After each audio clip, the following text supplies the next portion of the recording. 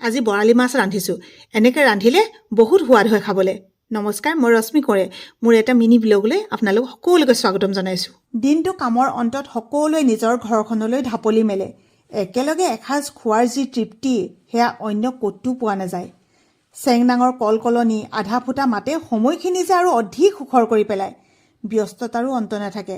তাৰ মাজতে আমি মাক জীয়েক দুয়োজনীয়ে ৰন্ধা বঢ়াবোৰ কৰি থাকোঁ। বৰালি মাছৰ আঞ্জাখন এনেদৰে ৰান্ধিলে আমাৰ ঘৰত যে সকলোৱে ইমান ভাল পায় খাই, কাঁহী চুচি ভাত খায় সেইদিনা।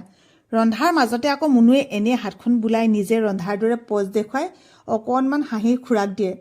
কটা বচাবোৰ কিন্তু তাই সদায় কৰিয়ে দিয়ে। আচলতে ৰাতিৰ ভাত সাজ মই তাইক ৰান্ধিবলৈ নিদিওঁ।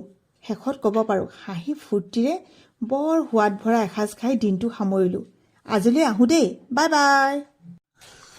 একদম মজা দেই মাছৰ জোল।